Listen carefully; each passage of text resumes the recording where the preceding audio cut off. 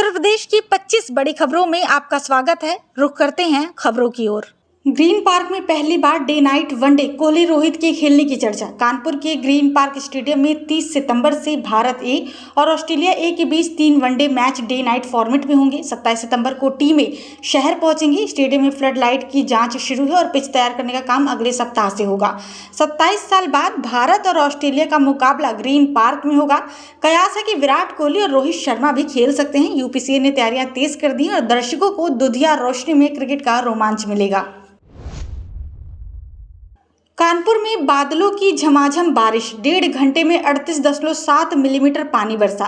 कानपुर में सोमवार दोपहर अचानक बादलों ने तेज बारिश कराई, जिससे मौसम सुहावना हो गया। कंपनी बाग में 1.5 घंटे में 38.7 मिलीमीटर बारिश हुई, जबकि 24 घंटे में 58.5 मिलीमीटर वर्षा दर्ज की गई। मौसम विज्ञानी डॉक्टर SN सुनील पांडे ने इसे जलवायु परिवर्तन और ट्रफ रेखा का असर बताया। उमस बढ़ने से तापमान गिरा, अधिकतम 32 डिग्री और न्यूनतम 23 डिग्री रहा। मंगलवार को धूप के साथ आर्द्रता अधिक रहने की संभावना है। बारिश से गर्मी से राहत मिली, लेकिन कई इलाकों में जलभराव भी हुआ। कानपुर में कैंटीन कर्मी का शर्मनाक कारनामा, 20 लड़कियों को ब्लैकमेल कर सेक्स रैकेट में ढकेला।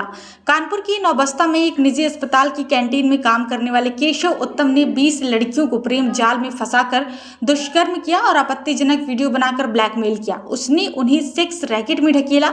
एक 8वीं की छात्रा ने उसका राज खोला, जिसके पिता की शिकायत पर पुलिस ने छेड़छाड़, पॉक्सो एक्ट और धमकी की धाराओं में मुकदमा दर्ज किया है। केशव के मोबाइल से आपत्तिजनक वीडियो और ऑडियो मिले। पुलिस उसे गिरफ्तार करने के लिए छापेमारी कर रही है।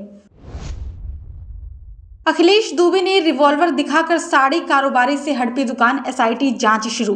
कानपुर की जनरलगंज में साड़ी कारोबारी संजय अग्रवाल ने अखिलेश दुबे पर गंभीर आरोप लगाए। अखिलेश ने रिवॉल्वर दिखाकर धमकाया और जबरन दुकान का रजिस्ट्रेशन कराकर कब्जा लिया।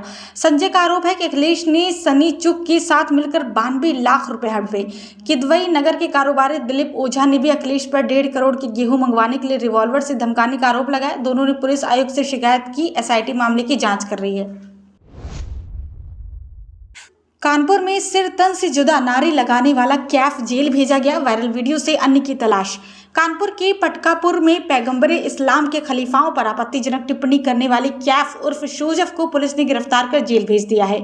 रविवार को उसकी सोशल मीडिया पोस्ट से तनाव बढ़ा, जिसके बाद सुन्नी समुदाय ने सिर तन से जुदा के नारे लगाए। पुलिस ने त्वरित कार्रवाई कर माहौल शांत किया। वायरल वीडियो से अन्य आरोपियों की पहचान जारी है। क्षेत्र में शांति के लिए फोर्स तैनात है। ACP कोतवाली ने बताया कि जांच चल रही है और सख्त कार्रवाई होगी। कानपुर में ड्रोन चोरों का खौफ, रात भर पहरेदारी, बेकसूरों की पिटाई, वायरल वीडियो। कानपुर और आसपास के ग्रामीण इलाकों में ड्रोन चोरों की अफवाहें ने दहशत मचा रखी है। लोग रात भर छतों और खेतों में टॉर्च लेकर पहरा दे रहे हैं। इस डर से बेकसूर लोग भी पिटाई का शिकार हो रहे हैं। बांदा में एक युवक को चोर समझकर पीटा गया, जो बाद में निर्दोष निकला। फतेहपुर में बच्चों के खिलौनों को ड्रोन समझकर हंगामा हुआ। पुलिस ने इसे अफवाह बताया, लोगों से शांति की अपील की। वायरल वीडियो से जांच तेज, लेकिन चोरी से ड्रोन का कोई पुख्ता सबूत नहीं। यूपी में निजी विश्वविद्यालयों और कॉलेजों की मान्यता और प्रवेश प्रक्रिया की होगी सघन जांच। मुख्यमंत्री योगी आदित्यनाथ ने निजी विश्वविद्यालयों और कॉलेजों में पाठ्यक्रमों की मान्यता और प्रवेश प्रक्रिया की जांच के आदेश दिए। बाराबंकी के श्री राम स्वरूप विश्वविद्यालय में बिना मान्यता के विधि पाठ्यक्रम चलाने की शिकायत के बाद ये कदम उठाया गया। प्रत्येक जिले में जिलाधिकारी की अध्यक्षता में विशेष जाँच समिति बनेगी, जो 15 दिन में रिपोर्ट सौंपेगी। समिति में पुलिस और शिक्षा विभाग के अधिकारी शामिल होंगे। संस्थानों को मान्यता और पाठ्यक्रमों का विवरण देना होगा। अनियमितता पर कठोर कार्रवाई, शुल्क ब्याज सहित वापसी होगी। सुप्रीम कोर्ट के आदेश से 50,000 शिक्षकों की बड़ी मुश्किल, TT आवेदन में अड़चन। सुप्रीम कोर्ट ने कक्षा 1 से 8 तक के शिक्षकों के लिए TT अनिवार्य कर दिया है, जिससे 50,000 से अधिक शिक्षकों की चिंता बढ़ गई है।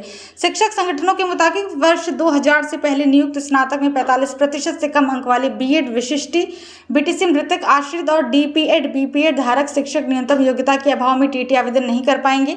संगठन सरकार से हस्तक्षेप और सुप्रीम कोर्ट में पुनर्विचार याचिका की मांग कर रहे हैं, ताकि इन शिक्षकों को राहत मिल सके।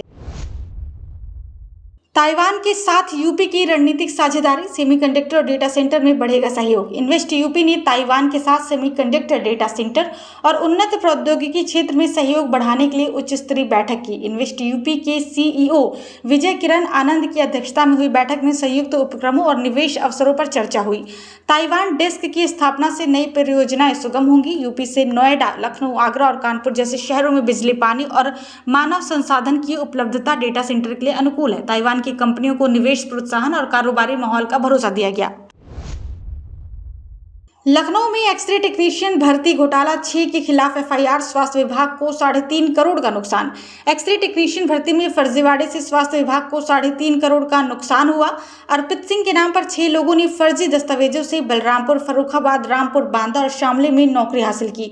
मुख्यमंत्री योगी आदित्यनाथ के आदेश पर वजीरगंज थाने में धोखाधड़ी का मुकदमा दर्ज हुआ। जांच में फर्जीवाड़ा उजागर होने पर सभी आरोपी फरार हैं। सरकार ने सीबीआई जांच का दावा किया है। अंकित और अंकु के नाम पर भी फर्जी नियुक्तियों की जांच शुरू, जल्द होगी कार्रवाई।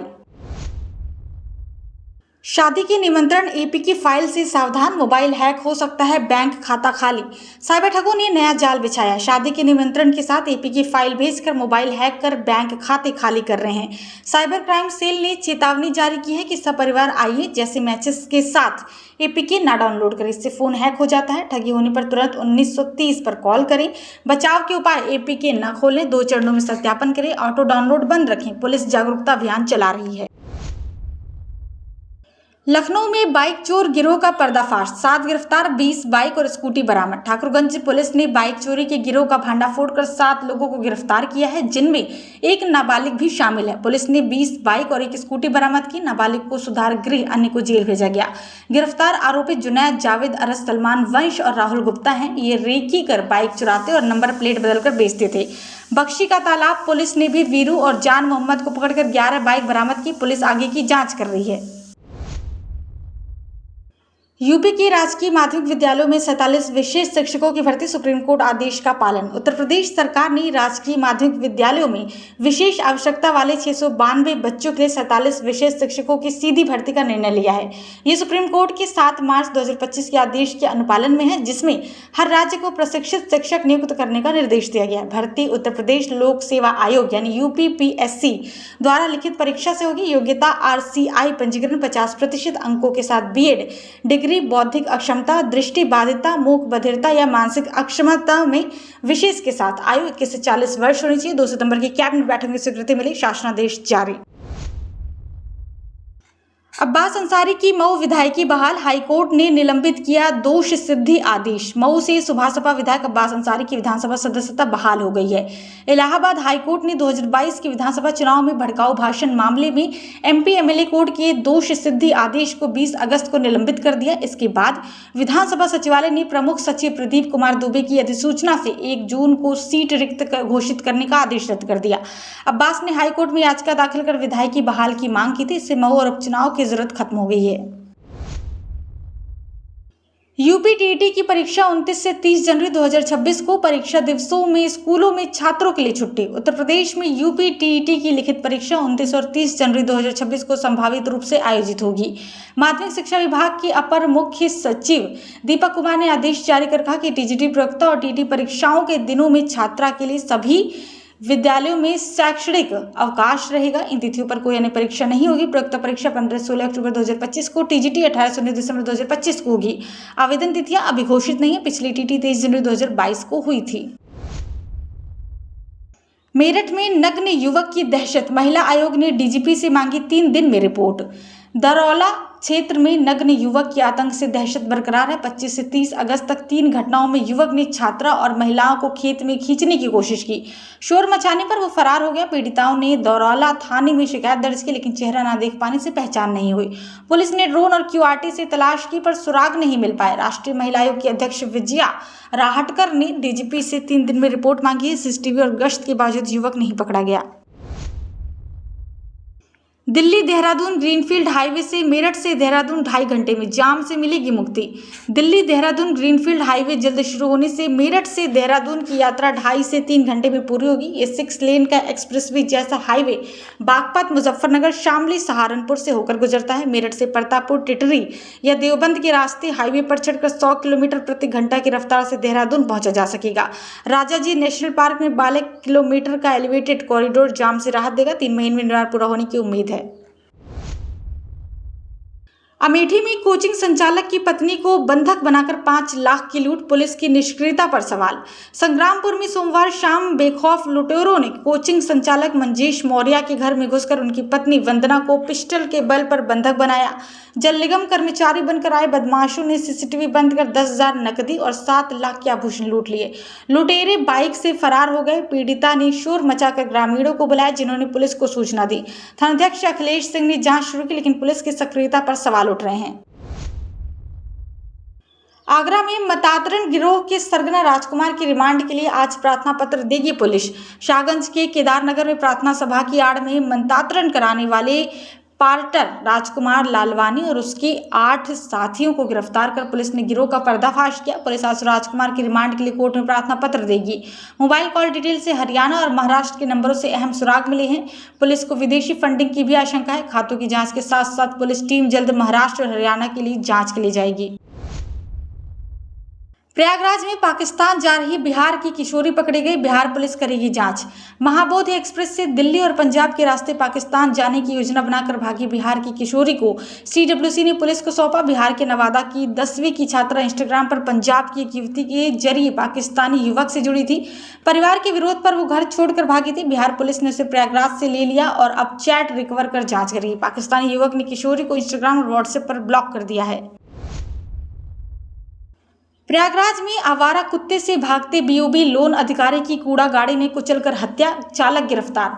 नूराल्लाह रोड पर सोमवार सुबह बैंक ऑफ बड़ौदा के लोन अधिकारी अबरार अहमद की दर्दनाक मौत हो गई। 35 वर्षीय अबरार स्कूटी से घर लौट रहे थे जब आवारा कुत्ते ने दौड़ाया। बचने को वे गिर पड़े और नगर निगम की कूड़ा गाड़ी ने कुचल दिया। खुलदाबाद पुलिस ने चालक सोनू भारती को गिरफ्तार कर मुकदमा दर्ज किया है। अबरार के पिता अनीस अहमद गौसनगर के रहने वाले हैं। पत्नी शाइलू कुंडा में शिक्षिका है। परिवार शोक में डूबा हुआ है।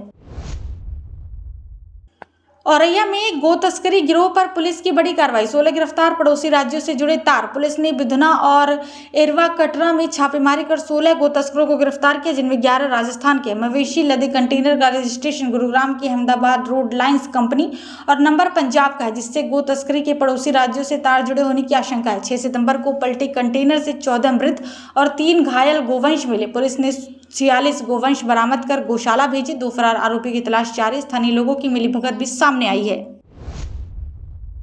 औरैया में बसपा के पूर्व विधायक के बेटे भीम रतन ने फांसी लगाकर की आत्महत्या, पुलिस जांच शुरू।